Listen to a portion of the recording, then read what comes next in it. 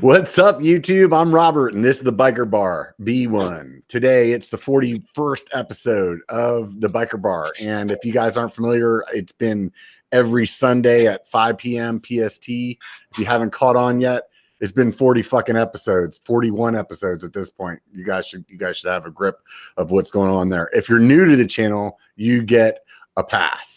So all of you guys out there, if you're hanging out in the chat, you're going to throw up some super chats. I want to let you guys know just right out the gate. I really appreciate that. I don't always have time to acknowledge that during the conversation. So those of you guys have been around, you guys know how that goes. Otherwise, it is what it is. So today I'm going to have a different guest than normally. What do you know? Wow, a different guest. Wow. You think I would actually sit down and think about what I was going to say before I get up here and just start shooting from the hip, but no. So anyways, what I was getting at is the company that I have today is actually a little different in that most of the companies that we have on the show, or that I have on the show, are established and kind of been around, and we'll talk to them about how they got started. But in this case, this company is just getting started. So I think it'd be really interesting to hear, somebody that's decided to just kind of get into the industry. So here we have Taco Dave, or maybe Dave, whatever you want to call him, he says, from Full Send Alliance. Dave, I'll let you go ahead and give an introduction. Go for it, man. What's up, guys? Hey, is it switching over? yeah, it's all right. All right, cool. You're good to go. What's up, guys? Yeah, I'm Taco Dave. Everybody, a lot of you guys local kind of know who I am, what I'm about, but I'm pretty excited about being on here. It's a huge thing for me because, like Robert said, like, I'm just getting started. I've been in the mountain biking my whole life, but I've been riding bikes most of my life, as we all did. And this is a new venture for me, and I'm pretty excited to share it with you guys. And there's a lot that's involved with this whole company, and I'm pretty excited that I get to talk about it today. Yeah, dude. So no pressure, man. So what's your day job, man? You're still working a day job. You're not. I work 9 to 5 pretty much. I'm a UPS truck driver.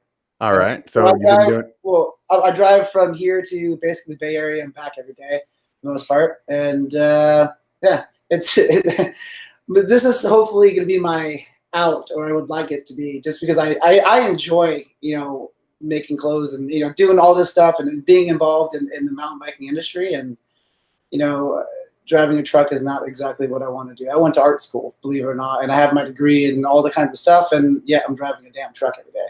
Hey, man, shit happens, dude. You got to pay the bills at the end of the day, right? Absolutely. So, I mean, it would be great if the YouTube Trucking Money just showed up my fucking house and trucked that shit right in the driveway. But I've been banging at this for 2 years, and that fucker just keeps driving right on by.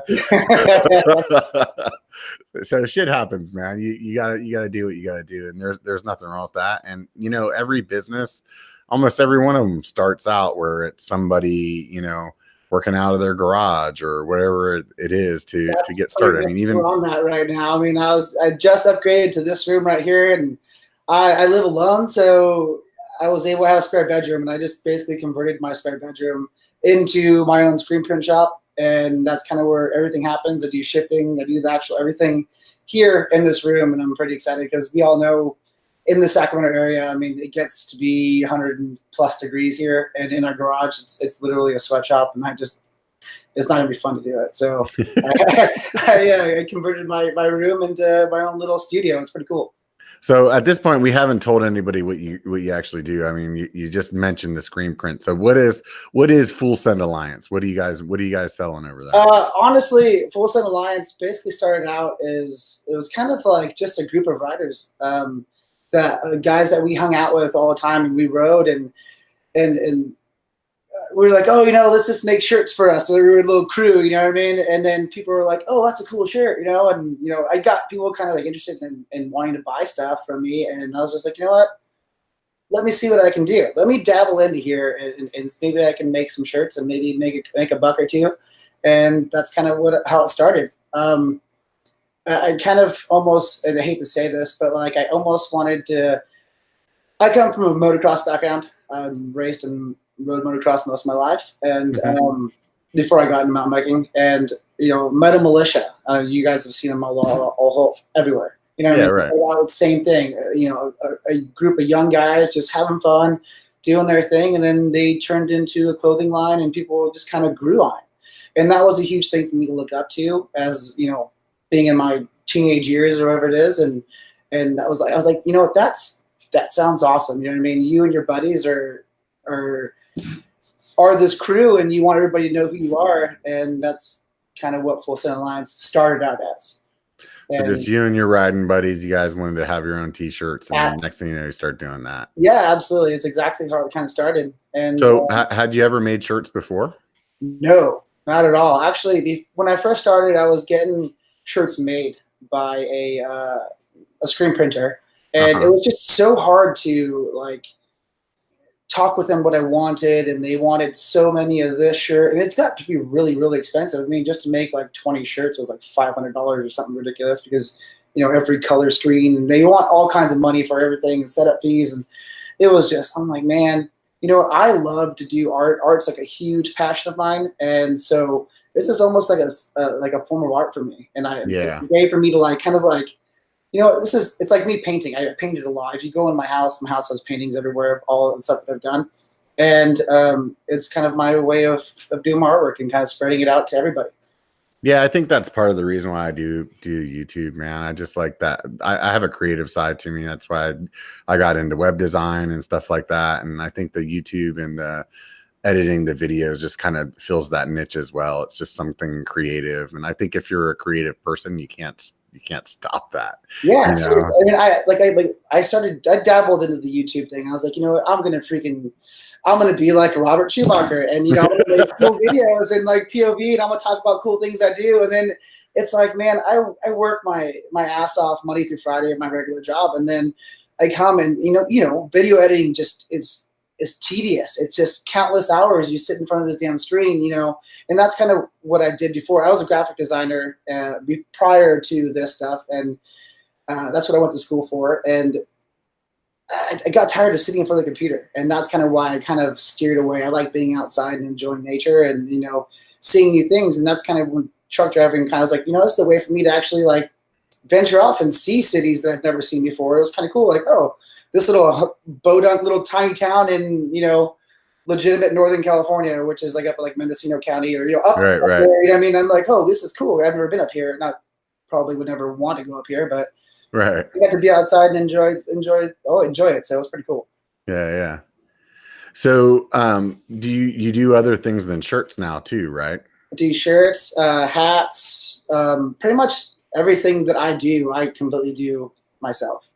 And I do, I'm going to dabble in. I just started doing, so now I have jerseys that I'm working on doing right now, and those are going to be released probably within the next week or two, and I'm pretty stoked on it. Yeah, that's awesome, man. So you mentioned earlier screen printing, and can you tell us the difference between screen print and a digital print that you would get from Teespring? Well, pretty much if you were to get something from online, let's say, they're more than likely going to be screen printed too. But they're on a full automated system where they can do 20 shirts at one time. You know what I mean? And they just kind of pump it out.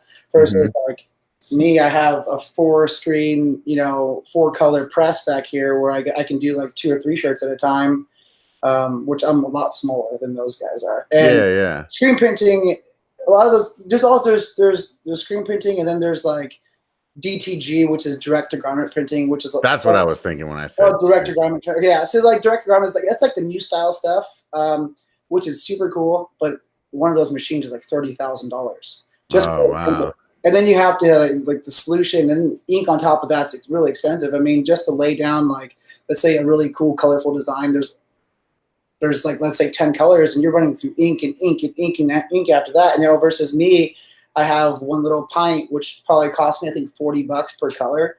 And I can make, up to 500 shirts, Oh, wow. So it's kind of like direct to garment. It's basically, I'm going to push this button and it's going to print it. There's no heart. There's nothing to it. But isn't it not the quality's not as good as a screen print though? They don't last as long. So what it does, so screen printing actually lays the ink into the garment itself versus something like that, what you do is they spray like almost like an adhesive type thing that makes the ink stick to the shirt. And so it lays on top of the garment instead of into the garment. So eventually after, 10, 20, 30 washes, it's going to start to fade away and wash off. Versus like screen printing is going to be on there. I mean, you probably have shirts. I mean, I have shirts from when I was in high school 20 years ago. You know what I mean? And I still have them, and they're screen printed. And they're it'd be fucking amazing if I could fit into a shirt I wore. I mean, and I have them. They're just kind of like my throwaway shirts. Yeah, right. Yeah. I have some T-shirts that I've had around for a while. That's for sure, though. But definitely not any from high school. Dude, I don't even think I'd be able to breathe if I tried to put one. Seriously, oh man, I mean, age gets to you after a while. So what was it that got you to go from using the other business to print your shirts to like trying to figure it out yourself? Just the cost? Cost, yes. I wanted to be able to do like, let's say 5 of this design, 5 of that design, and then kind of like, and not just be like, oh, I'm going to do this design only, and I'm going to pay $500 to get 20 shirts made, and they either don't sell, nobody likes them, or whatever it is, and I have to do like a minimum quantity in order to get it printed. So I was like, so if you go get all the gear, then you can just like, you can be like, hey, I'm offering this design. You really only got to make a couple to show on your website, and then whenever the orders come in, you can start cranking them out. Absolutely, totally. I mean, granted, they don't really stay on the shelf long enough to me to do that. I mean, I get orders kind of all the time, and then I have to just pump out at least let's say 2 or 3 in each size. Yeah. But yes, it's more cost effective to do it. You're like, dude, I don't want to do any editing, so I'm going to try this other business where I come home and make shirts all night. It's literally all night, and that's kind of what I do, and it's super stressful. It really is. I mean, everybody tells me, they're like, all my friends, and even my lady, she's like, you're kind of losing track of like what you started this for, and you kind of did it for fun. Now it's like a job. And, I'm staying up till like midnight every night, 2 o'clock in the morning doing this stuff. And it's like, I need to, it's a passion thing, dude. Yeah, totally. And I think that, sometimes whenever you have a lot of passion, then fucking run with it, and if it gets to start feeling like a job and it's not paying, like it'll be a cost benefit analysis. You know what I mean? It'll be, is it worth all this stress that I'm doing to like keep building this company, or am I going to like call it, and that's basically what a lot of people come up to, so I think you're doing it right now, you're chasing after what you're excited about. So I'm super excited about it. I mean, if people want what I produce, or people like who I am as a person, they want to support me and support my company and my writers that I hang out with, awesome. If you don't, cool. It's nothing. I don't really mind it in a sense. Like I said, I'm doing it. So it's something that I love to do. And if you like my clothing and you like the way it feels and you like my design and you want to support me and my fellow writers, then I'm super stoked. And it's really cool. Like even if I go out to a trail and I see somebody wearing one of my shirts, or I see a sticker, like I was up in Slide Park, riding some of the trails, I think it was like a month or so ago, and I saw some of my stickers on the back of somebody's car, and I was like, oh, that right there made my day. And I was like, that is super sick. And that was like a total, like, I was almost like a motivation booster for me. Oh yeah, totally. Like I saw that. That's so cool. That makes me want to do it more. I haven't seen my stickers on the back of somebody's car like while I was just like driving randomly. Like the only place I've seen my stickers, like obviously on the trail. I don't know if I put them there. You don't remember because you're like, whatever. Yeah, but I was somewhere. Where did I go?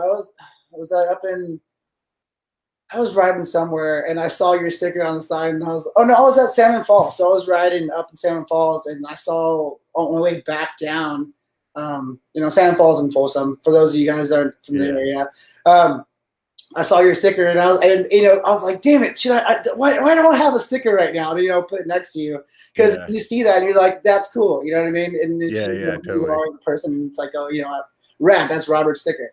Right. Yeah. I've seen people like, I've had people like text them to me and stuff like that. Like, hey, I put this on the trail. I'm like, whenever, or not that they put it there, I mean that they saw it. And whenever I first started, it was like whenever somebody would send me a message like that, like on Instagram, Yeah. I'd always be like, oh yeah, I put that one there. You know what I mean? Like I remember sticking that one there. And now it's like I do get messages from people, and it's like, no, I don't think that was me. You know? And it's cool though. You're like, yeah, that's awesome to spread the love. You know what I mean? And I think it's awesome. And I've seen them on people's cars whenever I've gone to meet them at rides, you know. So I don't think that counts. Like I want to see it like just cruising down the freeway one day and be like, dude, it's a fucking biker sticker, right on. Yeah. Honestly, it really is like it was a great feeling to see it on somebody's car that I didn't even really know. You know what I mean? I'm like, you know, did I meet him somewhere? Did I meet him on the trail? Like I don't know, because like I just, you know, did I meet him at Sea Otter? You know what I mean? Right. Like, you know, or whatever it is. Like where did they come from? And there's a backstory behind it. So you were at Sea Otter, man. When I saw you were carrying around this backpack, looked like it could have had a body in it. And you were just handing out shirts and stickers and hats all day. It was like 200 pounds, and it was full of just clothing, hats, everything. I gave you the hat that you're wearing on your head right now. Oh yeah, I am. Those of you guys that are listening, it says Full Send Alliance, a black hat. It's got a flex fit to it, and it's been my go-to hat lately. So I dig wearing it. I really love the feel of that hat because it's like that flex fit, so it's stretchy and it's comfortable.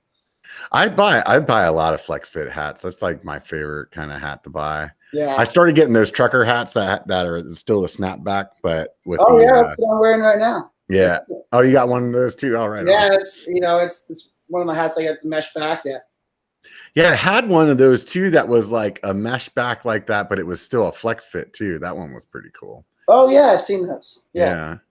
It's so, like, but then again, it's like if you have a smaller head than what it is, it looks all kind of bunched up. Yeah, kind of weird, huh? Yeah, I don't know. I guess but I don't have a problem because I have a gigantic. Yeah, head. I definitely don't have a smaller head problem. So. So, anyways, you said earlier that you didn't know how to do this printing stuff. So, like, how did you go about, like, A, knowing what the fuck to buy, and B, how the fuck to use it? Dude, honestly, guys like you. Yeah. It's crazy thing like YouTube. And it was like, guys, it was like, you know, this is how you do it, you know, blah, blah, blah. And I have this weird thing. When I get something in my head, I just go full bore and I research stuff until, like, I was laying in bed at like 2 a.m. Like it wasn't even screen printing at the time. I was just kind of looking up how to do it, and you know, okay, what do I need? You know, and I just looked on YouTube, and guys are just kind of teaching you how to do it, and you know, it's pretty cool. You know what I mean? Like now, YouTube is like the DIY mecca. It's like the Wikipedia or whatever. Dude, that's how I started watching YouTube. When I first started watching YouTube, it was like cat videos, and I thought that's all it was like funny shit, fail videos and cat videos. Yeah. And then I had like something go wrong in my house, and I had to figure out and I'm a person that I can't read fucking a book or I'd rather see it. Yeah, I'm definitely a visual person, so it's like. It was like a water heater or something went out, and it's like I was able to find a video of somebody fixing the part on almost the exact same water heater as me.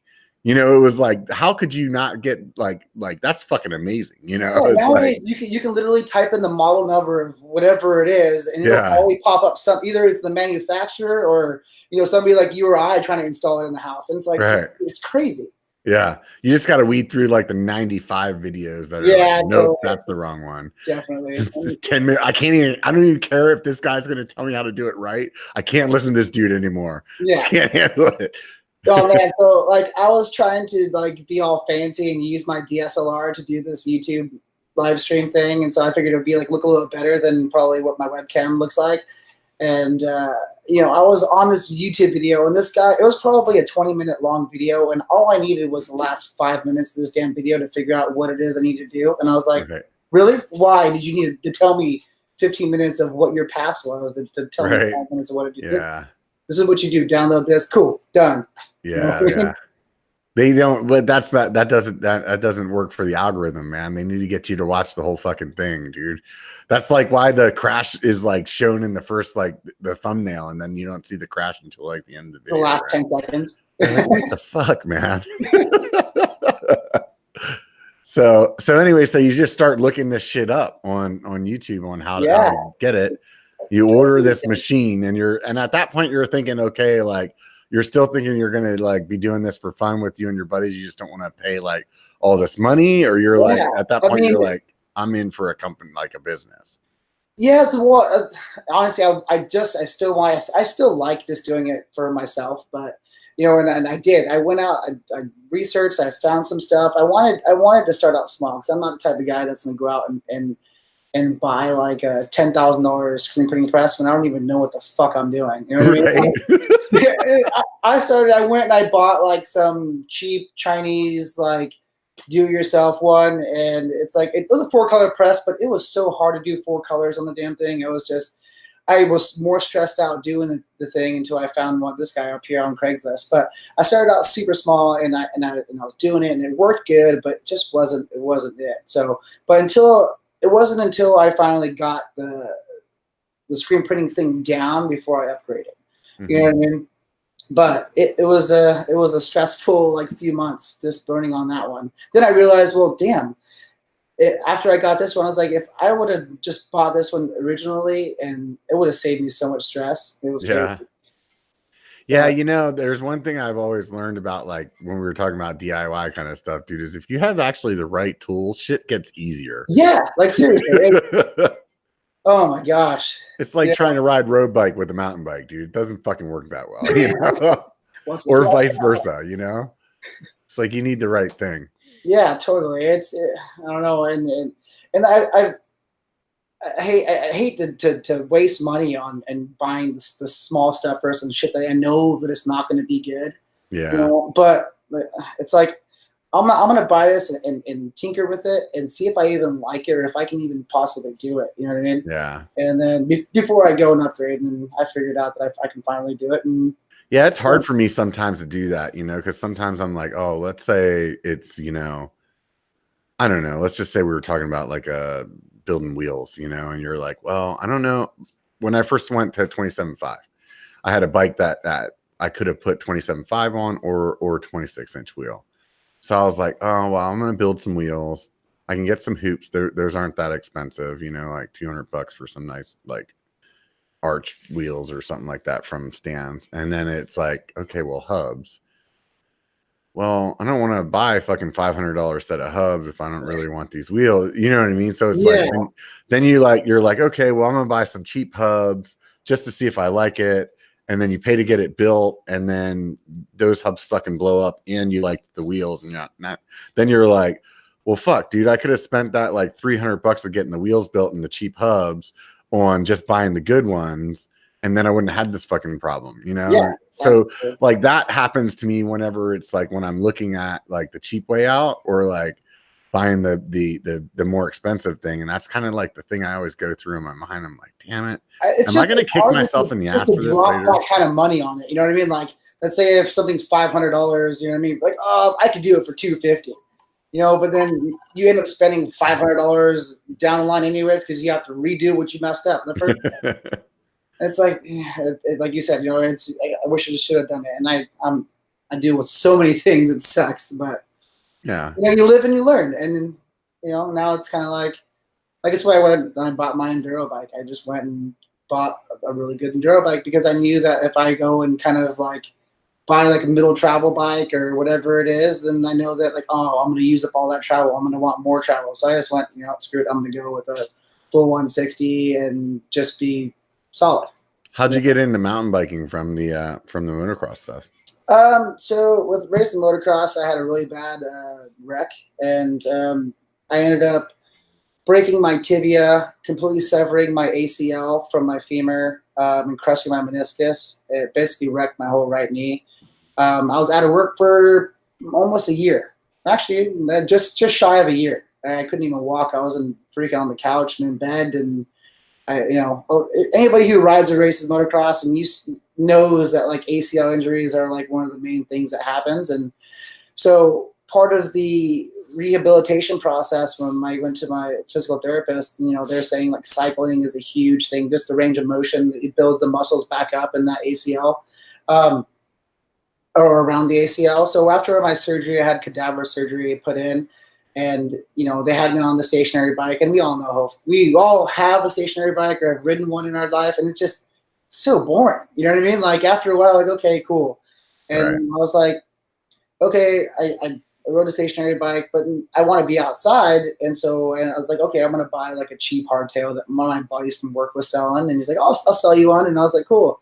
And I just kind of like started riding mountain bikes, and it was like a way to connect my motocross and obviously doing my physical therapy stuff at the same time. So I was taking it easy and kind of just cruising around and doing like road trails on a mountain bike. And then once my knees started getting better, I kind of went up to like, let's say Granite Bay or GB, you know what I mean? And started doing a little more. Then, okay, well, now that I'm riding faster, I need a better bike and a better bike and a better bike. And it's like, that's kind of how it is. And now I love mountain biking. I still wish that I was racing or riding moto, but it's like the crashes in motocross is a lot higher speed and a lot more intense than they are on a mountain bike. Granted, mountain bike crashes, and it's kind of what Full Set of Lines came out with, is because of basically my style of riding, and I don't even care. I just kind of go for it. And that ends up with a lot of crashes for me. So, I crashed out on my dirt bike, and, I was just like, I need to sell this thing and continue with my mountain biking, and hopefully I don't crash too much on a mountain bike. But, we all do that. And I think that, like, if you're not crashing, you're not pushing yourself hard enough, in a sense, you know what I mean? Yeah. And I crashed a lot. Yeah, I had a conversation with somebody the other day about that stuff that you can put on your bike to keep it from getting scratched, and I was like, yeah, I'm not one of those. Your stuff? Yeah, I don't know. It was some brand. I don't remember what it was, but I was like, I'm not really one of those guys that like is trying to keep my bike all pretty. I kind of feel like it's mountain biking. Your bikes are pretty. I rode the Chameleon when you first got it, and that thing was all nice and shiny. Yeah, that was the fucking first time I rode that bitch, man. When we did that fundraiser thing. Yeah. I think that was like your first ride on it. It was one of your first rides, at least. One of my first rides. Yeah, I think I had taken it out there like once, maybe before, but yeah, maybe like within the first like 3 rides on that bike. So it might have been the actual first ride, because I remember I did the video while I was there. But either way, yeah, I mean, what I was getting at is like, your bike's going to get scratched, especially if it's a mountain bike. It's like kind of like you just got to accept it. That's what it is. I think a scratch is kind of like scars in your body. You know what I mean? Like, that scratch. Oh, I remember. Today I was sitting there and we were loading up. We were doing shuttle runs, and I was loading my bike up, and I have a huge like scratch right on the top part of, not my stanchion, but on my top upper fork or whatever it is. And somebody's like, oh, what happened there? And I was like, I told the story what happened. And I was at North Star, and I went OTB, and the bike kind of came down and just slammed. And they were like, oh, what happened? It went into this huge story. You know what I mean? And every scratch kind of tells a story, just like a scar does in your body. And whatever it is what it is. And people, if you sell bikes, people were like, oh, it has a scratch on it, I want it cheaper. Like, dude, it's a mountain bike. First off, it's fucking used. Like, what do you I'm not a dealership, but this is right. Exactly. I have in my sticker pack, if you're on Patreon and the happy hour crew, there's a sticker pack that sends out with that, and I have little band-aids that have a little B1 on them. So like whenever you scratch your bike, just put a band-aid on it. That's pretty awesome. I like that. Yeah, sticker originally I had made those for his company, and then I was like, dude, can you make me some of those, a little B1? He's like, yeah. I was like, that's fucking awesome, man. I got a couple of them on my bike, dude. It just gives it some flavor whenever, you have a scratch where you don't want to see it, but now you're like, oh yeah, okay, cool. I think it's a cool idea for sure. Yeah. So you're doing hats as well. What's the deal with the hats? You got flat bills? Like what are you doing? I have flat bills. I have trucker hats. I have like camo stuff. Now what I'm doing is I'm screen printing hats, which is a huge thing. And the process on that is a little bit kind of more extensive than, just putting a patch on a hat. You know what I mean? You would get it sewn in or heat pressing it. So now it's like I use this stuff right here. You got to explain it for people that are listening on the podcast. Yeah. So what it is, it's a heat transfer paper. And what I do is I screen print, instead of screen printing on a shirt or anything like that. I screen print on this heat transfer paper, and basically the silk screen with the ink lays on this sheet of paper, and I basically have to reverse the image. So when I put it on the actual garment or the hat, let's say it's actually reversed. But anyways, so I print the ink on this paper, and it kind of stays raised above it. And so when I go to actually put it on the thing, you have to use this adhesion powder, and it's a whole process. It's ridiculous. But so then you kind of like smush the hat onto it, and yeah, so you use it, iron it kind of. Basically, like it puts down, and it basically just like curing the ink on a shirt. It cures the ink onto the hat. So you don't have a patch or anything like that, and it gives you a super smooth feel, like you don't even see it or anything like that, or do anything, and it's really cool. I mean, there's people out there that make like vinyl heat press stuff, and that stuff feels like a thick sticker on a hat. You know what I mean? Yeah. I have a shirt that I just recently got from somebody like that was printed vinyl. Then it was just kind of like ironed, I guess, kind of onto the shirt. Yeah, exactly. And it definitely doesn't feel like soft, like it feels like a plastic on a shirt. Your shirt that you're wearing right there is, it's a screen printed shirt. You know what I mean? So you can actually like, you can't really feel it, or you can feel it a little bit on there, and that's it. You know what I mean? Yeah. It's like the vinyl one, like you can actually like you can't even like twist it, or it's not like pliable. Yeah, totally. Maybe after like a few washes and it's been sitting there heated in the dryer and whatnot, it will get better. But it also does crack. So yeah. It's the cheaper way out, and it's some people do it, and it's cool. I mean, with this process now, it's it's pretty stressful because it's like, oh damn it, I didn't lay right. It's only a one pass type thing, and you can't erase it. You know what I mean? So it's either get it good or you don't. And I was doing work for a company out of Southern California, I'm new to this process. The process itself is completely new to a lot of screen printers because it's just getting started.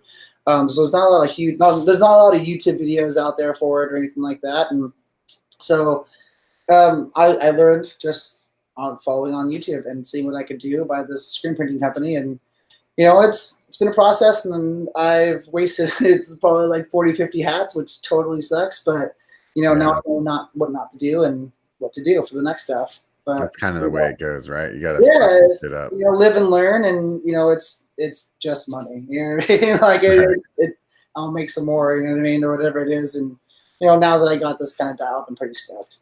And I actually sent the company that I did a hat in Southern California, a hat bike company. They're out of Murrieta. Super cool guys, and I'm friends with the team manager. And I sent him a test one, like to show him what he did, and he's like, "Dude, these hats are killer!" Like, he's super happy with it. So now I gotta do like 30 hats for him now, and get some work done pretty soon. Next thing you know, you're gonna be the dude with all the setup fees and all this. And right? And seriously, it's totally stressful. Everybody thinks, oh, it's like quick and easy. Like, oh, I'm just gonna like print their shirt and it's done. Now give me money. It's not. Everybody thinks everything's easy, dude. Like, I mean, they do the same thing with like YouTube. It's like, oh, all I need is a fucking camera and I'm good to go. Like, I did the same thing when I started. It's like I bought a GoPro and a gimbal, and I was ready for the truck of money to show the fuck up. 2 years later, you're still waiting for that truck. Yeah. So I mean, I don't know how long you've been doing this, but yeah, it's been like 2 years, man. So, and maybe it's even been longer. Let me think. I don't know. Yeah, it's like 2.5 years at this point.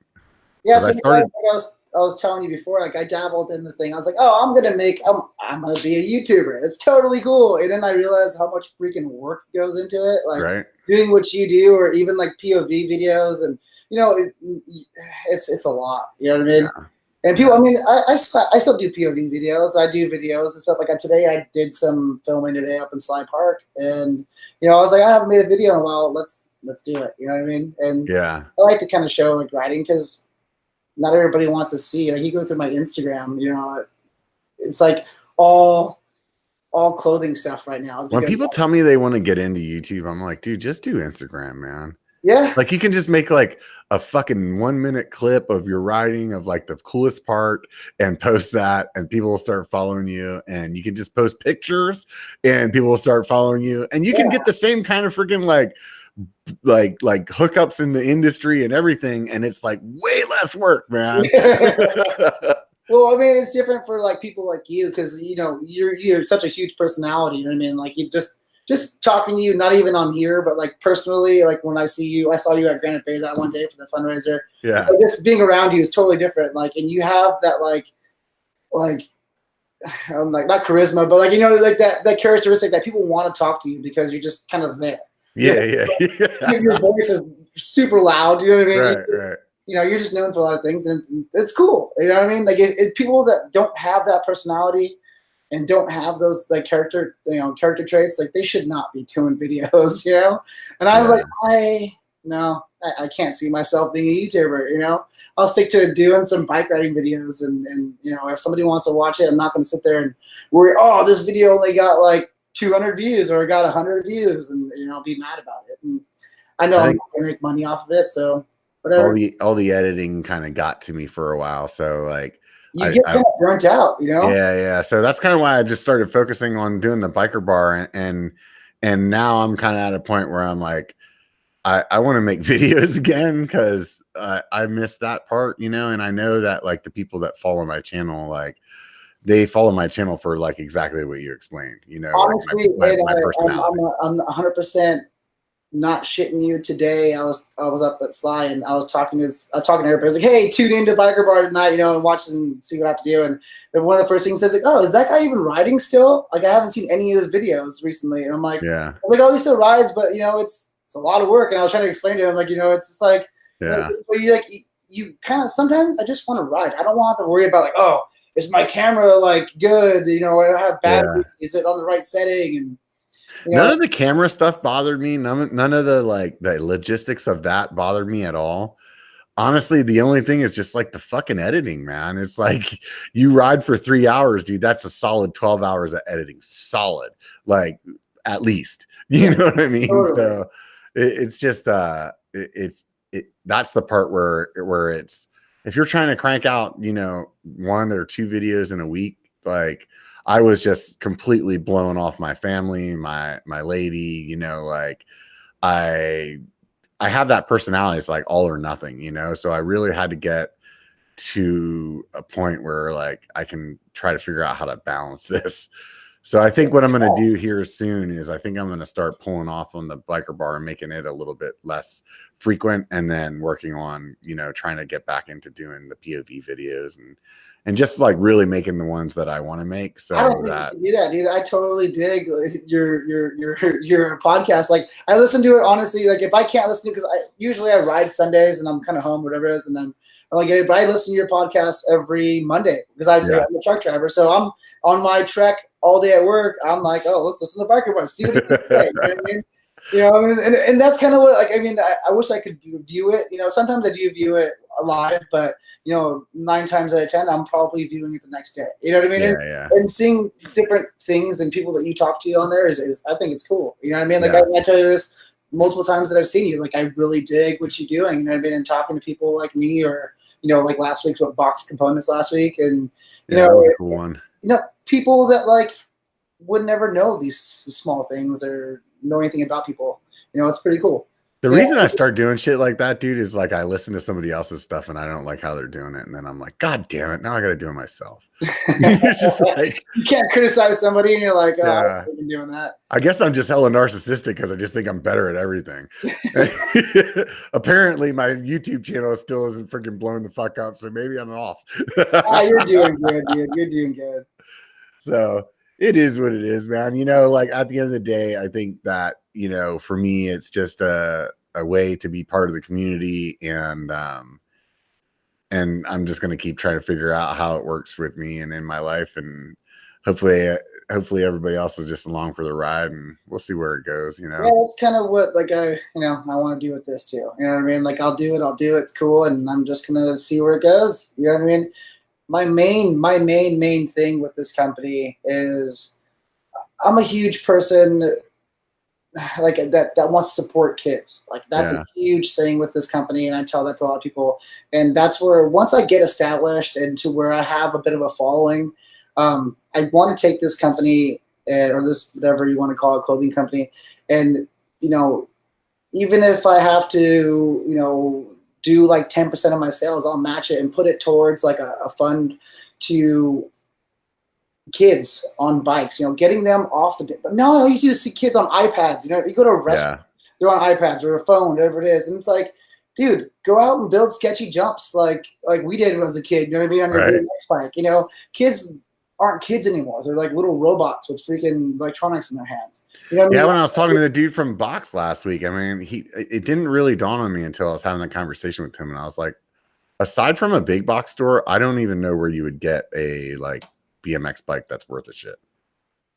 Yeah. Like I don't even know. Like when I was a kid, that's what was in the bike shops. You know what I mean? You go to the bike shop right now, it's like road bike, mountain bike, cruiser. You know what I mean? It's like that's the gist of it. Yeah, right? There's really not a whole lot. I mean, there's BMX shops out there, you know what I mean? But there's you have to go find it specifically. You know what I mean? You have to type in like there's one down the street from me, but I live right by a BMX track, like a full like racing BMX track, like right down the street from my house. Well, and so there's one close by.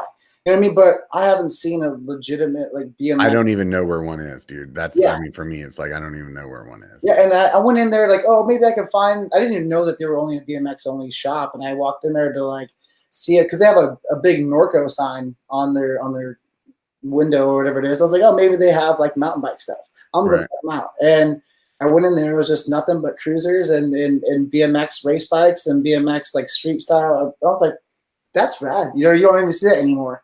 Yeah. Like, it's pretty cool. But yeah, nowadays there's like no longer performance bike shop, but those local bike shop, like little like mom. Now you can find it at mom and pop shops, but you can't find them at the big box stores. Yeah. Bike shop or anything like that. Like there used to be a whole section of BMX. Now there's nothing. Yeah. But even then, like, even if it's not even a BMX stuff, I want to get kids out on bikes. You know what I mean? Yeah. Like, I want to do it, and I want to talk to Freedom Riders of what we did, and she's always Trisha from Freedom Riders. She's so go ahead and back up and explain what you're talking about. So there's a group here in the Sacramento area that decided to do this fundraiser to, I think it was money for, there was some big fire victims, right? Paradise Fire. Right. So there's big fire in California, fucking devastated this city. And I did a video on it, on the fundraiser. And basically, so there was this group there that was kind of trying to raise some money for that. And that's where when I first met you, and there was another clothing brand that was helping out their dirt trail riders. Yep. And they helped raise a bunch of money to donate some bikes to these kids. So that's the backstory to what Dave was about ready to get into. Yeah. So, and so Freedom Riders MTB, she's local here in the Sacramento area. I think they're out of like Roseville, Rockland area. Anyways, but she does like skills clinics for kids. You know what I mean? And she's out there, I think, on Tuesdays and Thursdays with a bunch of other like chaperone type people. And I run into them when I go there for my after work rides at Granite Bay, and I see like the high school kids or the kids that she brings along, or some of the other guys bring along, and I see that and I'm like, that is awesome. You know what I mean? That right there, like I want to either I'm going to start my own nonprofit, or I'm going to either donate to either her company or her whatever it is, or maybe even another one that's out there. Just to it doesn't have to be in our area, but it would be cool to keep it local. You could start that now, man. You could just say like $1 off everything that we sell, we're gonna give it to this charity, and you can put that on your website, and that's a feel good kind of thing that people. Yeah, and that's kind of what I mean. I'm not into this to make a buck. You know what I mean? I'm into it to have some fun and make $1 million. Yeah, right. I'm just getting started into it, but like I said, once I kind of get established and kind of get my name out there and maybe get some orders in, and people kind of know who I am and get more of a following, then maybe I'll definitely do that. And maybe even if it's like to maybe a sticker or something like that, to where I sell the sticker for $5 and every cent of that goes directly to donating. You know what I mean, to this charity or whatever it is, and do fundraisers and everything that has to do with kind of, giving back to the kids and helping kids, either get bikes or, do fun skill clinics for them, or, do anything that help. hell, if we go and buy a couple people some bikes that are needy families or something, Yeah. like anything like that helps, you know what I mean? And that's kind of what I really want to do. And one of our team riders, he's out of San Diego, and he's actually going up to, I think he's becoming a mountain bike instructor. And he's going up to, I think, Whistler area. I think that's where you have to do like become a legitimate mountain bike instructor type thing, you get a license and stuff. And he's going up to do it. And so I'm going to work with him once he gets that taken care of, and maybe, kind of set something up either where he's, so maybe he's going to teach a class or something like that. You know what I mean? Or anything that has to do with getting these kids off their damn laptops and, Yeah, totally. To bikes. So what are you riding nowadays? Depends on what I'm riding. I ride a few different things. Right now I'm riding an Intense Carbine 29. It's kind of on my downhill enduro bike, and that's I love that bike. I rode it and ripped it today. But I also have shorter travel bikes, and I actually just did, and everybody totally talks crap about this, and I think it's hilarious. So I went and I decided to build a Chinese bike frame. And everybody's like, oh, Chinese bike frame, dude, that thing's stupid. And I was like, okay, have you ever ridden one? And they're like, no. I was like, do you know anybody who rides one? No. Okay, have you ever heard anybody that or seen somebody who actually ridden one, to make sure that you can legitimately say they're a crappy bike? And everybody's kind of like, well, no. And so you're kind of just going off whatever the internet says. Oh, they're saying, oh, it's a crappy bike. It's it's built in China. Well, I don't necessarily think it's a crappy bike in terms of like geometry or ride. I think the fear is that the carbon is shitty and you're gonna end up breaking your face, dude. 100%. And so I went, and so everybody's like, oh, it's just the frame's gonna break or whatever it is. And so I bought this bike.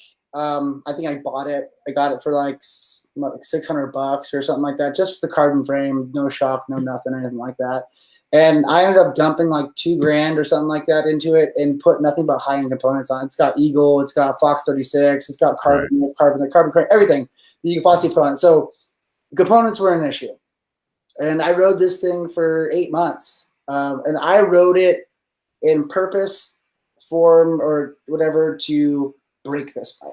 Right. You're hitting it as hard as you could. Yes. And so I was riding it on stuff that I take my 160 full enduro bike on. You know what I mean? And without doing anything and like, oh, I can't hit that. No, see you later. I'm going to hit it. I don't care. You know what I mean? And that's kind of what, Full Set Alliance, boom. I don't care. And I'll hit it and I'll jump it or whatever it is. And it lasted me like 8 months. And I say it lasted me 8 months because it finally broke. It did break. It finally broke. But the thing is, it wasn't the actual frame that broke. The frame was fine. It was the linkage that actually snapped. Okay. So it was a full suspension bike, but it was a 100mm travel bike. Not really made to like send it by any means. It's more like if I rode it and kind of just like dabbled around and kind of just rode it like any normal Joe Schmo would ride it, that's not really into mountain biking, I say it's an awesome bike. Right. Honestly, that was my weapon of choice. I would rather ride that on any of our local trails than my 160 enduro bike.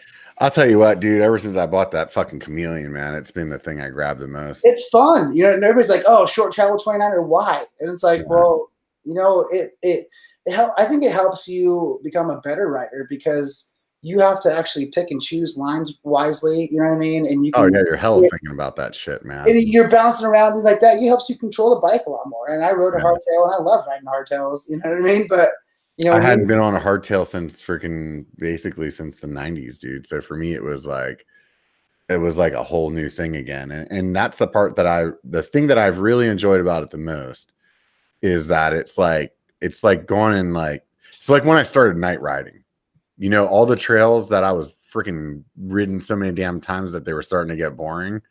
Like I started riding at night, and then all of a sudden it was like they were brand new again. And now it's like the same thing with the Chameleon. It's like I'm learning new lines because like I can't just freaking mash right into that rock garden the same way, you know. Where yeah, exactly. And when you do, your bike hops and pops and does all this right. stuff. It's like, oh, whoa, you know what I mean? And I'm like looking at the rocks. I'm like, okay, well, if I ride the top of these, you know what I mean? Where it's like, with you can see that line on top of them, where you're like, okay, that's the connect the dot pattern that I'm going across this rock garden. Where it's like with the Bronson, I'm just like fucking bulldoze that motherfucker. Just pull the front tire up a little bit and go. When I hop, even if I ride the same trail or whatever it is, and I hop on my enduro bike, I'm just like, it makes you enjoy it. Like, oh my god, really? Yeah. The only thing is like when you go to climb on your enduro bike after you've been riding a hard time, yeah. like, dude, holy shit, this thing's not moving. I do not like to climb at all. We like to shut up most of the time. If I climb, I'm always like, I shouldn't have had that beer last night. You know, that was like me this morning because we were drinking tequila shots last night, and it wasn't a good idea before. Right? But anyways, it was cool. I had a good time, but like, and even having that short travel 29 or having a hardtail, it's crazy how much of a difference it makes in climbing. It's ridiculous. But I think it's a great thing to do. If you guys don't have one, I suggest either getting one, borrowing one, or riding one. I mean, for a you can get a cheap freaking full or hardtail and slowly kind of build it up if there's parts or whatever that. But I mean, really, there's not a whole lot of componentry, you know what I mean? So it's really like your derailleurs and your shifters and that kind of stuff, that's just going to break no matter what. So buy the low end one, just get the frame that you want, Absolutely. And then as far as fork goes, dude, I got the freaking bottom of the line Chameleon. What the hell is it? RockShox Recon. I don't even know anything about that fork, but I'll tell you, I've been riding that, and at one point I was like 290 fucking pounds without my Camelback on, and that fork was doing just fine. Oh yeah. So I mean, I'm also not a guy that's like super in tune with suspension, but I'll tell you what, it wasn't fucking putting me on my face. Yeah. It wasn't feeling like, where I'm like, bottoming out everything. And it's only 120 millimeters of suspension. And I've ridden almost everything locally that I've ridden on my Bronson, where I would have thought I needed a full suspension bike for. You know what I mean? Especially bikes these days, you know what I mean? They're so advanced. It's crazy. Like there's a guy that actually, there's this guy, I don't even know his real name, but his handle is at 60-9. He's a local shredder. I think he's out of like Folsom or something like that. And he raced the full California Enduro Series last year over some of the gnarliest stuff. I think he's a pro expert rider, and he rode it all on a Chameleon. Yeah. Everybody's running full enduro bikes, 170 millimeter travel, 160 millimeter travel bikes, and he's just sending it. And he's an amazing rider, and it's like super cool to see him shred some of the stuff that I'm like, I have to stop and think, like, should I hit that? You know what I mean? Is my bike going to handle that? And he's just like, see you later on a hardtail. I'm like, right. Oh my God. There's been a bunch of riders in my life that I've seen that have always made me remember, like, never to judge a person by what they look like, or what bike they're on. Because I've seen too many people just with some old beat up shit just fucking like rock the house, or some dude. I was just telling a story earlier today. There was a ride that I did up in Auburn. It was like a big group ride, and it was when I was in like really good shape, super fit, and I'm going up this hill that's like straight the fuck up. And I'm just like dying. And there was this dude that I saw at the very beginning of the ride, and he's probably about as fat as I am right now, dude. And he's walking around with no shirt on because it's fucking hot. I'm like, this fat fucker, dude, he's gonna die today. So as I'm going up that fucking hill, man, that dude comes rolling by, like sitting up, one hand on the handlebar, the other hand like on his hip, talking to his buddy, like blah blah blah blah blah blah blah blah, just fucking barrels right past me, dude. Like I'm sitting still, and I'm like, holy shit. Like it kind of makes you second guess yourself, like, what the hell? But it's that stuff, man. It's like, dude, don't, like, as far as mountain biking goes, man, you can't freaking look at anybody and think anything other than we'll see what happens when we're on the trail. Yeah. Seriously. Like I ride people like that all the time. They're like, either it doesn't have to be fat or anything like that. They're either just, they look like they don't really ride bikes themselves. Right. Either they like look nerdy or whatever it is. And it's like, then they get on a bike and it's like, holy hell, the dude's got some bike skill. You know what I mean? It's pretty cool. So what's been the hardest thing with your company so far that you've had to face? Oh man, trying to prioritize my life. You know what I mean? Like juggling between my full daytime job, which is really stressful as it is, and then coming home and working my ass off till 2 in the morning, and trying to find some time to ride in the middle of all that, and we're trying to remember what exactly I got into this for. You know what I mean? Mm-hmm. It turned into a job, and it's super tough. Yeah. So well, you got a girlfriend too, right? Yeah. So there's some time there. What's that? I said there's some time that needs to be spent there too. Yeah, totally. And she's oh my God, she's a super big help with me, always willing to help me with whatever I do. And she's, always there. It's super cool to have that support. You know what I mean? And she's, when I'm stressed out and I give her a call, she's always one of the ones like, hey, you know what?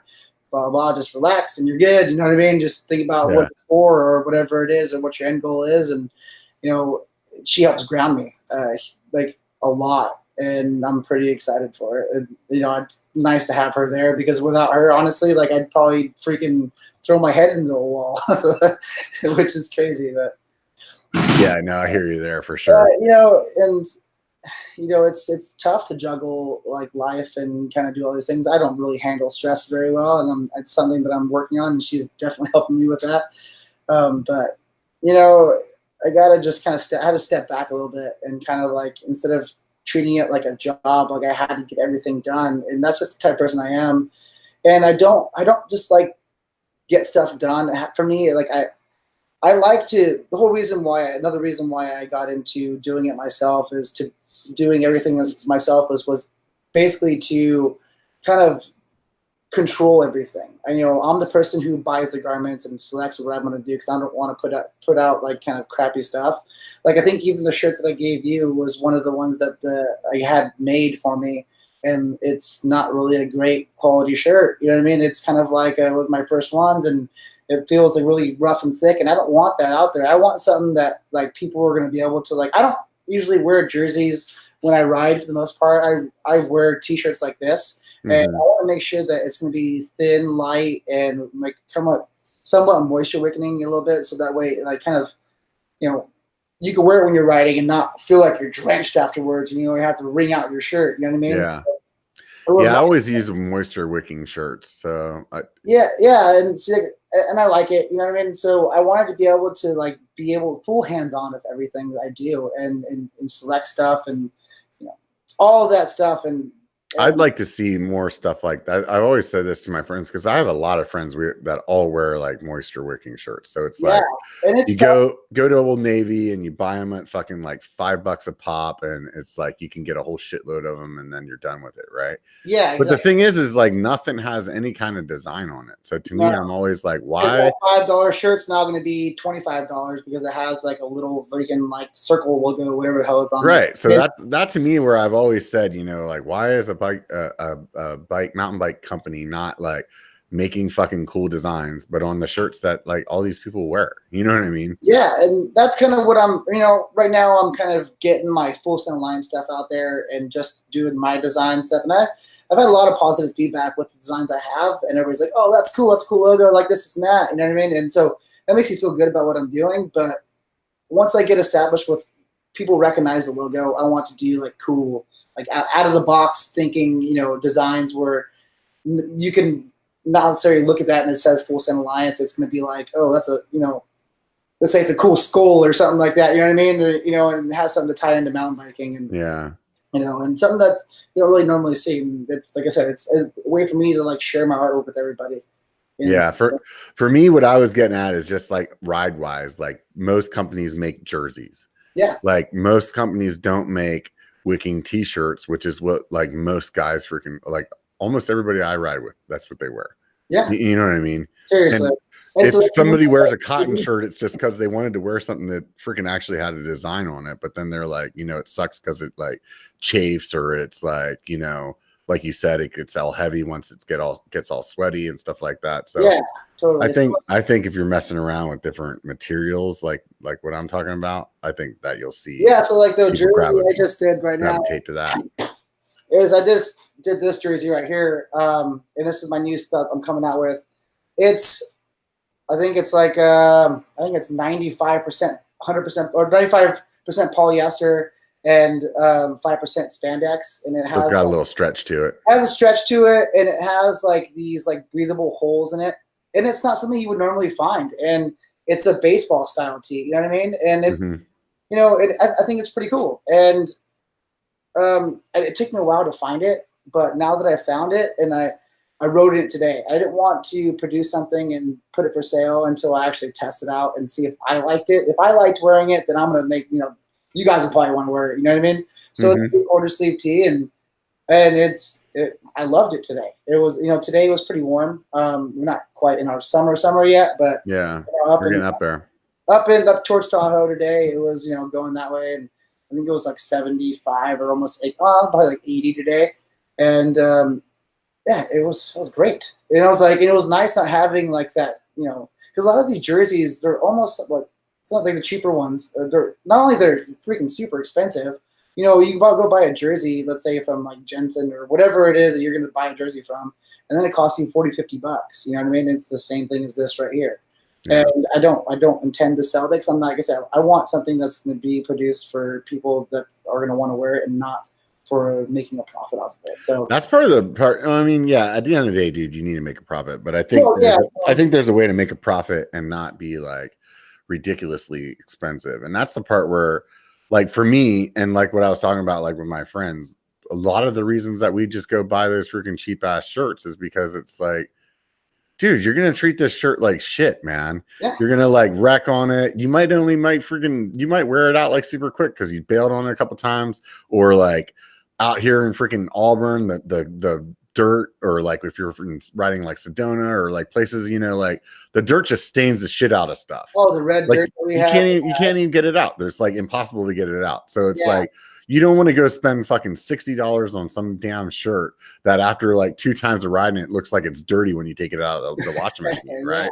So it's like if you to like darker garments, darker colors, everybody's like, all you have is black, and I'm like, well, dude, if I want this to be like a thing you can ride with, and you can ride with it, throw it in the washer, and you can wear it again on Monday and it not look like it's been rolled around in the dirt still. You know what I mean? Yeah. It's like, so these shirts are pretty cool, and like all the dark ones that I have, which are majority of my shirts are black, minus like a couple like the ones I'm wearing right now. So those of you guys listening has like an army drab green shirt on. Yeah, exactly. Lines on it. Totally, yeah. And I want it to be, because I want all my clothing to be like you can ride with it, and and also wear it on the street too. Yeah. Not only fashionable or whatever it is, but like actually breathes good and doesn't get all. Casco has a shirt like that right now. It's like kind of like half cotton, half something stretchy, where it like looks like a regular t-shirt, but it's still pretty set up for a ride t-shirt. Yeah, well. I mean, those are also going to be a little bit on the pricey side too. Yeah, no, they're expensive. I mean, and honestly, those companies like that, they put those shirts at a pricier price point, not just because it's special, but like we get them from wholesalers, and they're actually expensive for us to produce them. Yeah. So like even just buying a blank tee, you know what I mean, is expensive, and then you start adding, you go into the process of like, I'm going to put ink on it or whatever it is, and or some made in their shirts where they have like machines that do it. Right. It's costly, so that's why their shirts are super expensive. Yeah. And right now I'm kind of like I'm super small, and I don't want to. I'm not into it to make a bunch of money. So, and I want it to be like, actually, what's crazy is my parents are kind of like really supportive in this whole situation, and my stepmom, she sent me a link to the guy who started FUBU. You guys remember FUBU from late 90s, early 2000s, whatever. Yeah, something like that, yeah. And the reason why he grew up to be where he is now is because he was selling clothing to the community for, let's say he was selling like a shirt for like $5, and you know what I mean, he was making like honestly pennies off of what he was doing it, but he was doing it to like get his name out there. You know what I mean? And isn't the guy that started that the dude that's on the Shark Tank? I think he is. Yes. And now yeah. I think that's the same dude. He's. I didn't. So she sent me like this seminar that he had up in Tahoe, and I couldn't get time off work to go do it. But I was totally agreed in his story, and I was interested in what he had, and I was like, or what he's done, and like I didn't know any of that stuff. I just kind of knew it as like a cultured clothing line. You know what I mean? As a guy that's starting your own thing, dude, I don't know if you listen to this podcast yet or not, but you should check out How I Made This. It's called How I Made This. Oh no, I haven't done that yet. Yeah, and they have guys like him on, or like the person that started Dell, or the person that started, Nugget, or World Market, or something like that, and like basically like they go through the whole like how you started in your garage kind of thing, and how they came up, and what they kind of hurdles that they overcame and stuff like that. It's really cool. It's a fun podcast to listen to, man. So I'm gonna have to check it out. Like even your podcast with the guy from, was it up in Washington, the Lost Bike Shop, or not Lost? Lost Bike Co. Yeah. His story was super cool. You know what I mean? Like he just, the way he did everything, that's awesome. You know what I mean? And it kind of grew organically, and that's kind of what I want to do. I mean, like people out there that like pay for like advertising, you know what I mean? All this stuff that like they shell all this money just to make a buck, and it's like he didn't need to do that. You know what I mean? He totally was just like. I think he said he had a U-Haul truck or van or something he was halfway living in, and also doing a bike shop. That's they just posted up at a trailhead and fixed bikes. That's super cool. I think. You know what I mean? No, it's ingenious as well. I mean, if you parked at like the bottom of Culvert or something like that, dude, there'd be people all day long freaking picking up shit. Yeah. You know what I mean? Like. It's crazy. Like, so like even when I go on bike trails, people are kind of recognizing me, I think, either from my old Taco Rides Bikes account or this one, you know what I mean? But they see me and they're like, oh, hey, Taco, hey, Taco, hey, Taco. Hey, can I buy a shirt? Do you have shirts with you? And I'm just like, I don't have it with me. And like, I'm not going to carry my store with me, you know what I mean? In the bed of my truck. Yeah. But like even today, like I had guys ask me for shirts, and then I today I actually bought like a little Tupperware thing with me and sold some shirts, which is cool. Yeah, you should probably do that. Just carry that thing around in the back of your truck. Hold on, let me print you a shirt really fast now. Right? Or no, I mean, just like so you have a couple of like this and that, some hats or something like that. Yeah, that's kind of what I'm going to start doing that. You know what I mean? Everybody's asked for stickers, and I'm always the person like, yeah, I have stickers, but they're in my truck, and the truck's way over there. Right. Yeah, I always try to have some in my bag. That way when I meet people that I can. I just hate carrying a bunch of crap with me. Yeah. You know what I mean? Like, I carry everything already. So I'm going through this process right now of trying to get my chameleon where I can just grab the bike. So I'm doing that kind of like Seth Bike Hacks did it a few months ago, and it wasn't necessarily him that kind of got me thinking about it, but I just was like, I'd like to get this bike. So I bought one of those straps that I can put on there. I think I'm gonna buy one of those EDC tools and kind of just get it so I can just get the bike and my helmet and freaking a water bottle and go, for like the after work rides. My Camelback is like full of shit. Yeah. So I'm trying to like also go through my Camelback and be like, okay, if I put that like EDC tool on my Bronson and I, have like, what can I take out of this bag? Cause I'm carrying all this crap around that I just don't fucking need, And yeah, dude, the Leatherman with the pliers on it has come in handy like a million times on the trail. Oh yeah. But like, is it really worth carrying? I don't know. Like we would have made something else work, Yeah, seriously. So. Well, see, I don't like carrying a backpack with me or anything like that. So I dabbled into wearing like enduro packs, like the basically reverse fanny pack that everybody kind of wears around. And at first I was like, I'm going to put this in there, and that in there. And I think I even did a YouTube video on it a while back. And I got to like having it. By the time I was done with it, I had this like what seemed like a 10-pound freaking fanny pack, reverse fanny pack on me. And I was going down the trail, and it was just bouncing on me like this, and like, pulling down my pants, and like, dude, it's too much for me to carry. I can't do it. And right. I was like, you know what? I'm gonna leave somebody else to carry the tool for me. You know what I mean? Now I thank God for like Specialized that came out with those SWAT bibs. You know what I mean? Yeah. And I don't know if you've seen the SWAT bibs, or you would not wear bibs or whatever. No, I don't wear bibs. Yeah. I on account of my balls. Well, I like my tank area, you know what I mean? So I'm just fucking with you. So I wear those, and they have like pockets in the back, and I thought it was this awesome idea. You know what I mean? Like there's 3 pockets on the back there you can shove. Like today I had stickers and a multi-tool and this, and then like my phone. And it was like I don't have to crap my pockets. I don't have to carry a full backpack. And yeah. Osprey sent me one of those fanny packs, so I'm trying to figure out what to put in it. So that's kind of what started this, or that's part of why I like took all the stuff out of my bag. That and the fact that the Salmon Falls Trail is covered in fucking poison oak and I had to wash it. Dude, I went there like it was like pouring down rain a couple weeks ago, and I went there and it's just so much poison oak. I think actually Fat Track just did a thing, and I'm super bummed I wasn't able to do it. Yeah, they were out there today. They're out there on Saturday and Sunday, right? Yeah.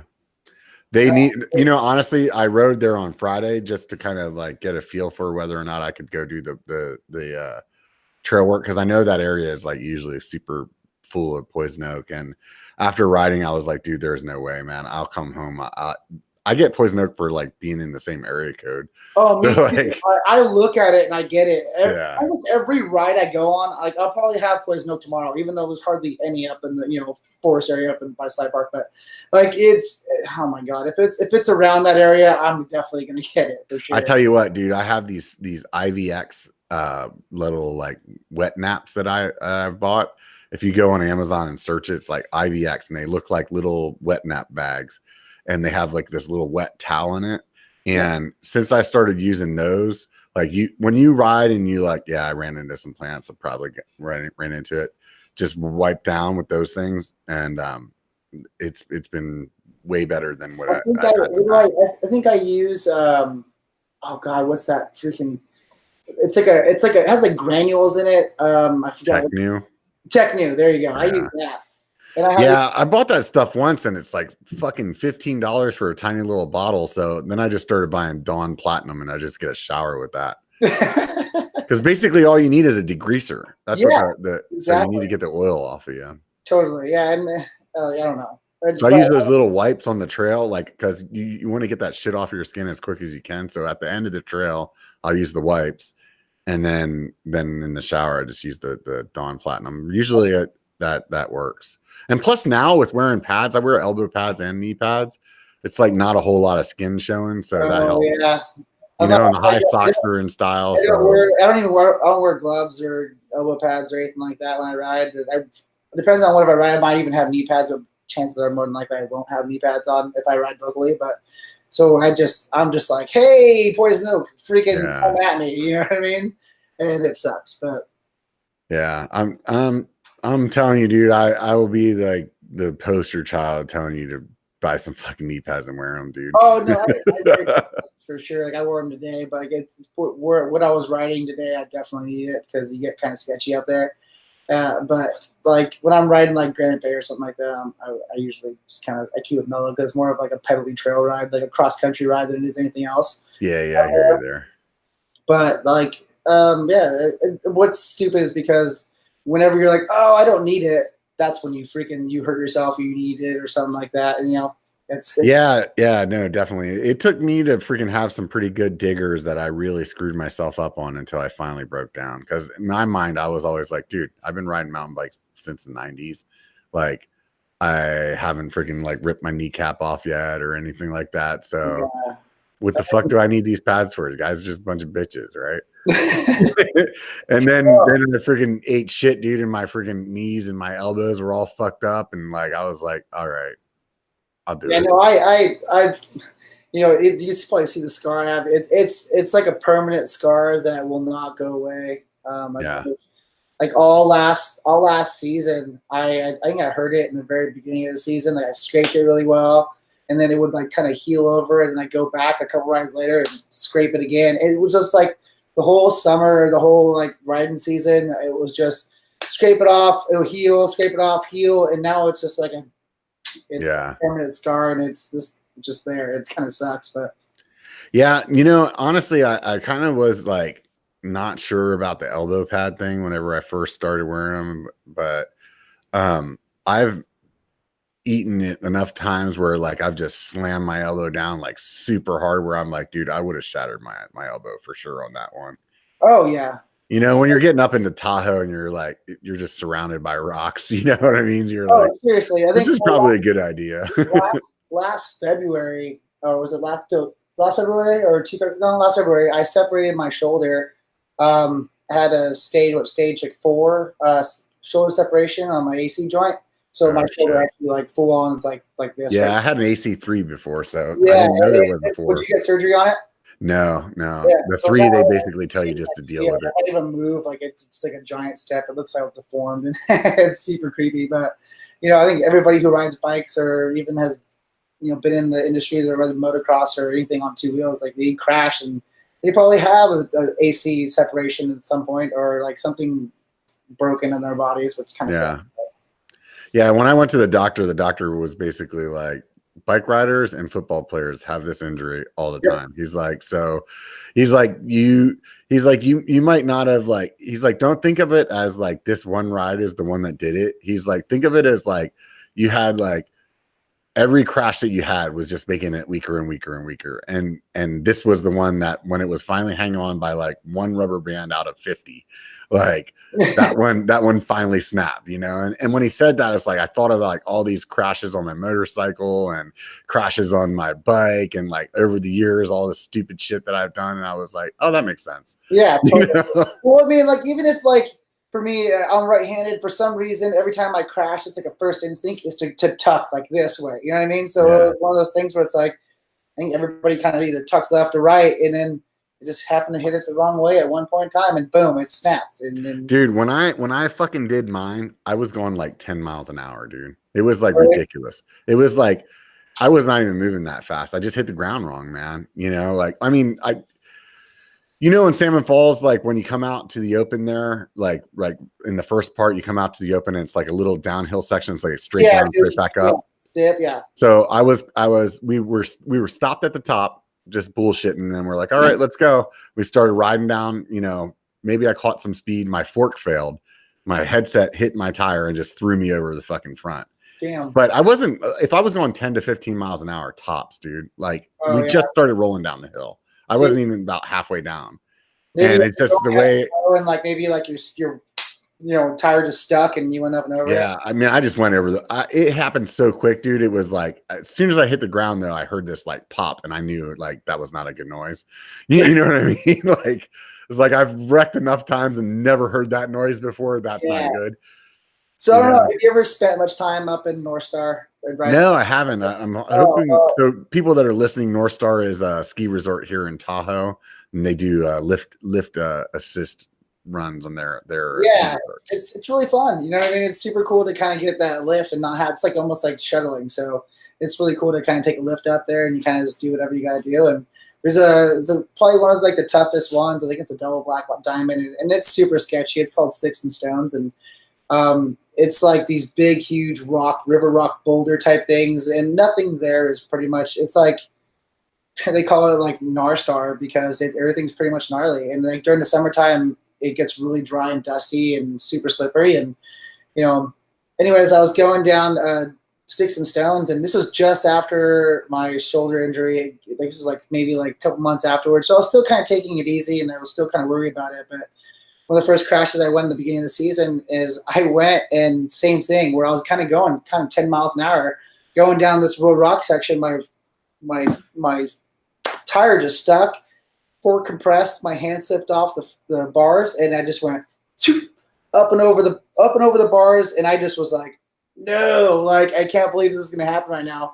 And I went to like do the same thing and tuck and roll, like it's how I hurt my shoulder the last time, and I went up and over, and luckily it was like straight down, so I almost somersaulted. There's a video on my Taco Rides Bikes account of me doing it, and I came and just stuck it, shoved it, and it went up and over. And luckily, there was a step in the rock, and I literally just landed on my feet like a fucking cat. Like, whoa, did that really just happen right now? Like, I was riding Downeyville with Moonlight Leatherfoot once, and he stuffed it, and literally did a somersault and landed on his feet. Like we came rolling up and he's like, dude, you won't fucking believe this shit. Yeah, dude, it's crazy.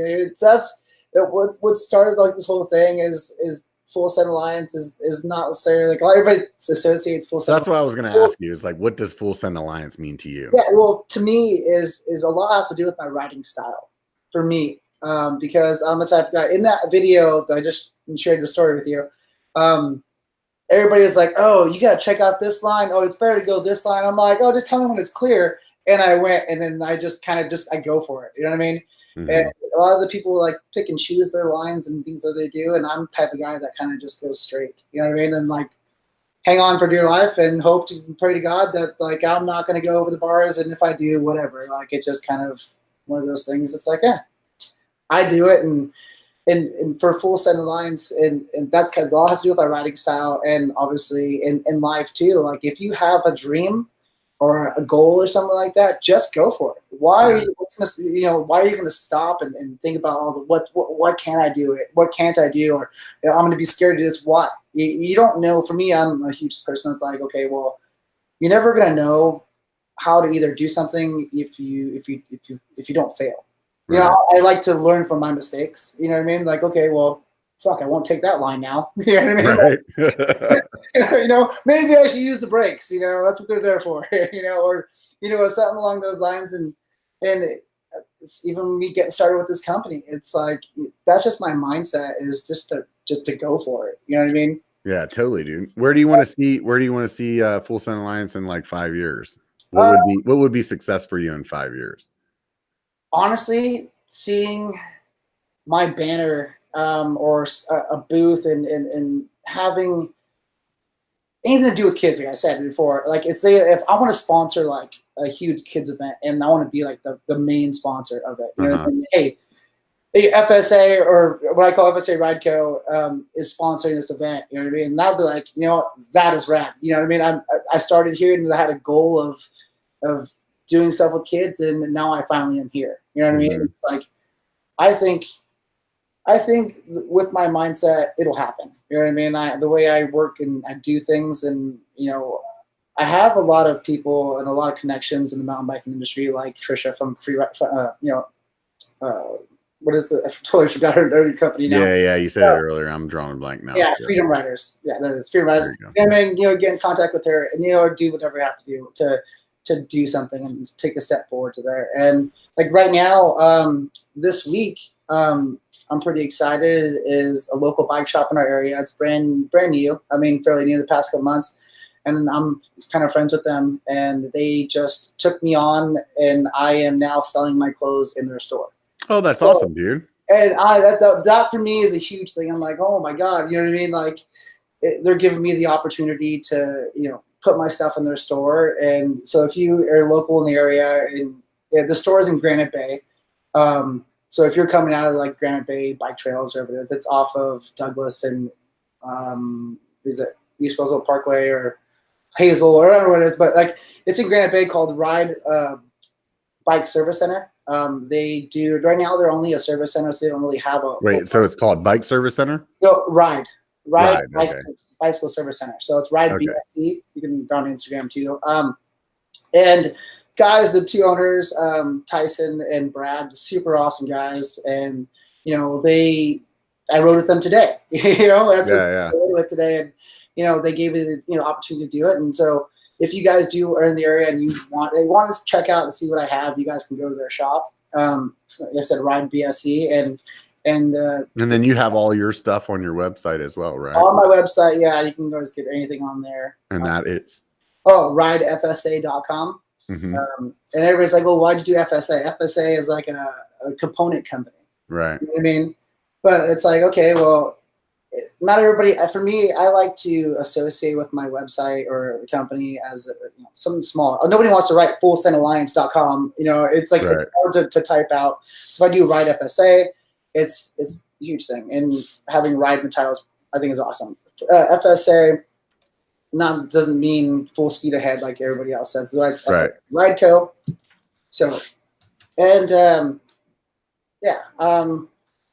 I think it's a huge step in my life, and makes me feel good about like where I'm going with this company is to finally get into a bike shop. And that's like a huge thing. Like you don't really usually hear of companies as small as me doing that. You know what I mean? And I'm pretty excited that they gave me the opportunity to do that. And hopefully I can get into more bike shops or whatever it is. I mean, I'd rather not have my clothes in other bike shops, but it's a good way to kind of like get people to understand my company, what I'm about, and kind of maybe they'll see this podcast and be like, oh, that's awesome. You know what I mean? Like, right. Totally. And you know what I mean? I see where he's going with it. Now I'm going to support him. You know what I mean? He's a local guy. He, means good by his company and, I'll buy a shirt from him. Why not? You know what I mean? Right. And like I said, I really want to do something, whether it's, I haven't decided what I'm going to do, either a sticker or a shirt or something like that. And figure out the nonprofit organization or charity that I'm going to do and do something with these kids, and take a step forward to, now that I've established myself a little bit, now it's time to work on the next step. And that's helping these kids out and getting them out in the trails and enjoying. I think start small. I mean, at the end of the day, like I heard you say a bunch of times, like you're not in it to make a bunch of money, but you should be like compensated for your time, and you shouldn't be like, that's why I said I'm going to sell like something small, like a sticker or something like that. Yeah. You know what I mean? And not like say I'm going to, because like obviously clothing's expensive. You know what I mean? Make a sticker is obviously expensive too, but it's a little cheaper. It's easier to write off 500 stickers than it is to write off 500 shirts. Yeah, exactly. and that too. It's like, okay, a shirt will fade or it'll get lost in the laundry or whatever it is. But you put a sticker on, let's say that fridge right there. Every time you go to get beer out of that fridge, you see that sticker. You're like, oh, cool. I bought that $5 sticker because I'm supporting kids. You know what I mean? Right. Or you see it on a bike rack or something like that. Like, oh, cool. I know what that sticker means. Somebody's asking in the chat, what are you going to sell the jersey for? Have you got? I haven't really decided what the price of the jersey yet. It's probably going to be somewhere between $25 and $30. Right on, $25, I think it is. I have to go do the math on everything like that and see. So we'll say 30 for now. We'll go high. We'll say $30, yeah, for now. I mean, I don't want to throw a price out there and be like, oh, well, you said it was going to be, $30. That would have been awesome if you would have said 45 whenever that's what earlier in the conversation you were like, I don't want to sell shirts for $45. yeah, no, but that's a good, I guess it's the same thing. I'm just fucking with you, man. Even if it's 45, dude, it is what it is, man. If you sometimes like honestly, like I know when I was making shirts for my channel, it's like you go through and you're like, exactly what you said. Like I always buy or like select to print on the tri-blend shirts because they're super soft. They're like really nice to wear. They like breathe well, you know what I mean? But they're expensive. Yeah. And then once you get printed on it, it's like, dude, I wanted to sell a shirt for $20, but I don't want to sell a $20 shirt because a $20 shirt isn't fucking comfortable. Yeah. Right. And then so you get like even it's not profitable. It's not helping your channel anyway. If your cost is $18 to produce the shirt, but you're selling it for $20, then you have to add in like shipping and all this stuff that like the bags, the labels, everything costs money, and you have to kind of like, that's okay. Well, now my $20 shirt is now $25 shirts, and not everybody wants to kind of spend $25 on a t-shirt. You know what I mean? For a YouTuber or a guy just slang. For anybody, dude, I'm a fucking cheap ass dude. It's not going to spend that much money on a t-shirt. Yeah, so I just want to I want to be fair with everything, and I want to be obviously competitive, and I do want to make a buck, but like I'm not trying to get rich and be a millionaire off this, and like I said, my main goal is to help these kids out, and you know what I mean, and kind of spread the Full Send Alliance, huh? Yeah, exactly. You know what I mean? You'll see me. I'll be a lot if you're a local area or if you're at the races or anything like that. I'll probably be out there and having a booth. And next year, I hope to be even bigger, better, and stronger. And I'll have a booth at Sea Otter. You know what I mean? And that'll be huge for me. You know what I mean? It's not exactly easy to be a vendor there, and that's where I want to be. And those booths are expensive, dude. I mean, they're not cheap, man. They are expensive, right? And I am this big, you know what I mean? So like me to there's like $5,000, dude. I mean, that's a big goal to set to. Yeah, but it might even be more than that. I could be wring. Like, no, they could be more, they could be less. I have no idea. and that's I'm where almost positive it's not less, dude. Like I want to say somebody told me it was like $5,000. Jeez, yeah. I mean, I haven't really done the math, but like, I would really like to get something out there. You know, what I mean, I want to go to the races now, because the races, you know, local races that we have here, like California Enduro I'll Series. tell you what, dude. I think like shooting for the Sea Otter like booth is cool, but I think that you could get a lot more bang out of your buck for doing like more like Local stuff. things that are local and building it that way. Because, dude, honestly, at Sea Otter, there's so much fucking shit to look at, dude. It's overwhelming, man. Yeah, like you said, you saw me at Sea Otter. I had a 250-pound freaking backpack on that was full of clothes with me, and I carried it around. I think we walked like 10 miles that day, and going up the hill to watch dual slalom. And I was tired. It wasn't exactly cold outside either. It was pretty warm on Sunday. And so did you hand all that stuff out? No, I didn't hand out all that stuff. I handed out some stuff for sure. I handed out koozies and stickers and some. So what were you carrying it all for? So you could try to just sell it as you were. Yeah, I tried to sell it, I guess, and kind of see what I could do. But this is my first time at Sea Otter too, so I kind of want to get the feel of how everything went down and what to expect for, let's say, the upcoming years. That I hope to get a booth there or whatever, to see what to expect and see how the crowd is and how they react to stuff. And it's crazy, what it was, and it was an amazing event. Like, I honestly want to go down there for 3/4 of the week, because I think it starts on like Thursday or whatever it is. It was cool, man. I don't know if I'll go again, honestly. It was good for me as far as the channel goes to like make connections with the companies and stuff like that. But I think I could do that in a day. The second day, I don't know, like to me, riding in that area isn't the greatest. So it's like I don't really care about like signing up for a race, because A, I'm not a person that really gives a shit about racing, and B, like I know the trails there, like I've ridden that area. It's not super fun. I'd rather like ride over to Santa Cruz and do like something go Pacific, way cool. You know what I mean? Like so like I think for just going down there and like seeing all the shit, yeah, that's cool. It was fun to go down there and just get drunk with my buddies all day long. Yeah. But I think when I saw you, I was putting the Sierra Nevada booth. Yeah. So I mean, like as far as like an event, dude, like if I were you and I was thinking about an event to have like a booth at, or if you haven't been to Sedona, dude, you need to go to Sedona. Yeah, that's a huge thing for me. It's tough, man, because with the company that I work for now, or I work for UPS, but I say I work for UPS. I'm actually an owner-operator truck driver, so I'm a subcontract for them. I own my own rig, but they're deliver their freight. Oh, I see. So, and I've been doing that for since 2010. So at the end of the day, like when you take a day off, it's like you're just not getting paid. I can't take a day off. That's the thing. So since I'm an owner-operator and I'm a subcontractor, it's like I can't. There's so many things that I want to do, either with this company or travel or do things, but like I can't even take a day off of work, and it sucks because I'm my own person. You know what I mean? I cover my own route every day, and I have to be there every single day, whether I'm deathly ill or if one of my legs is falling off. It kind of sucks. They rely on me a lot to kind of do that, which is also another stress. It's like, man, I just want to take a day off to take my lady up to Tahoe or go snowboarding. I didn't even get to do that this year. You know what I mean? So.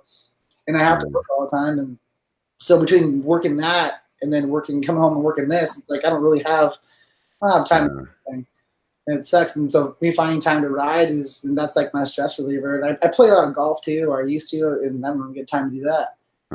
So you have a sponsored rider too? I have a few. I have a few of them. When I saw you, I have a sponsored rider. He made the podium, and I was pretty excited about it. And I was like, I got to go. Sorry, I'd love to talk to you, but I had to go and take some pictures of him.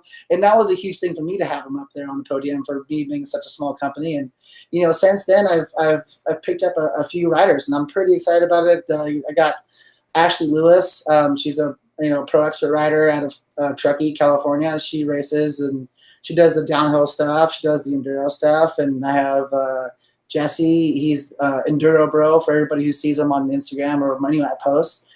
He's another guy. I have Andrew Forgy. There's a lot. I have a lot of guys that are out there, and a lot of my guys, just representing. I hate to say sponsored riders, and it sucks to say that because I want it to be a family. I don't want Yeah. it to be like, I'm your sponsor. Yeah. No, I want it to be like, hey, you're part of the family now. You know what I mean? Like, Yeah, for real. here's a tee, here's a hat, and I want to be, I don't want it to be that like political, Yeah.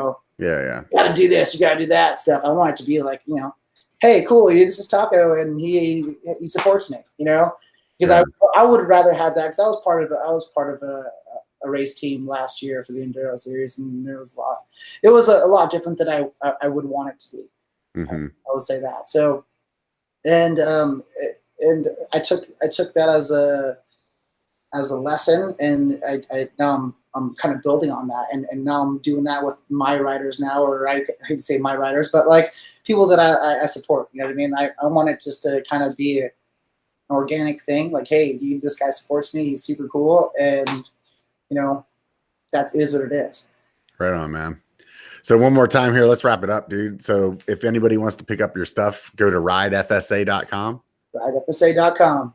Right on, dude. Hey, I appreciate you taking the time to sit down and chat with me today, man. It's freaking it was fun talking and hearing you kind of get through like the beginning of your business and seeing how things are going. I can't wait to see more of you. I think you and I definitely have some collaboration in the future here. Oh, dude, I can't. Oh, dude, I'm super stoked. I'll make a video with you. Let's go ride. Like, you'd be like, oh, dude, now I know why he's Full Send Alliance. You'll see me like send it off a cliff and just you'll probably see the bottom of my feet a few times. You know what I mean? Like, right on. But basically, your YouTube goal is what you're telling me. Yes. If you want to see a guy crash and kind of be an idiot, that's going to be the truck, man. The truck's going to show up after I ride with Full Send Alliance. There's your cash, dude.